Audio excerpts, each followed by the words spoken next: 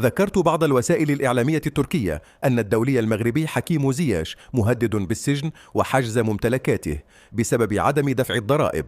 وقالت المصادر الإعلامية التركية أن مصلحة الضرائب بتركيا أمهلت حكيم زياش شهرا واحدا لتسديد ما بذمته لمصلحة الضرائب قبل أن تلجأ للقضاء التركي للحكم عليه بالسجن وحجز ممتلكاته.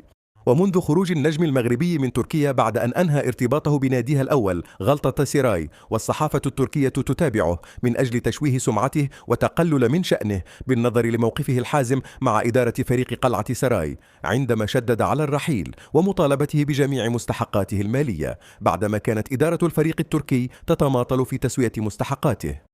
من جهة أخرى، دخل نادي بولونيا الإيطالي الذي يضم بين صفوفه الدولي المغربي أسامة العزوزي على خط زياش، حيث تجرى حاليا مفاوضات بين النادي الإيطالي ووكيل أعمال حكيم زياش.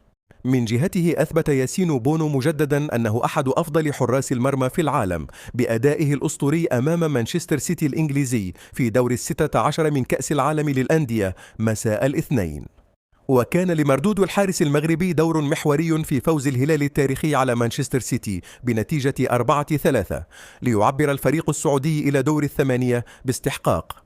ورغم استقبال شباك بونو 3 أهداف في اللقاء، فإنه تصدياته المستحيلة خطفت الأضواء من نجوم كبار، وكانت سر صمود الهلال في مباراة ملحمية شهدت وقتا إضافيا واهتزت بها الشباك 7 مرات.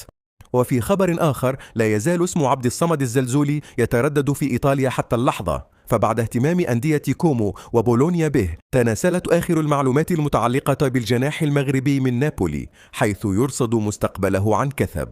هذا وارتبط اسم الزلزولي بالدور الإيطالي منذ أسابيع من قبل فريق كومو الذي كان أول من أبدى اهتمامه، لكن دون تحديد أهم قضايا المفاوضات.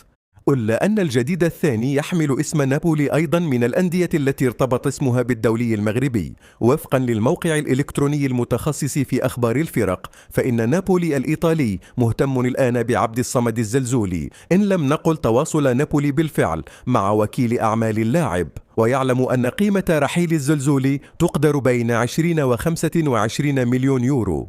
بالتوفيق لجميع المغاربة مواطنين ولاعبين، والسلام عليكم ورحمة الله وبركاته.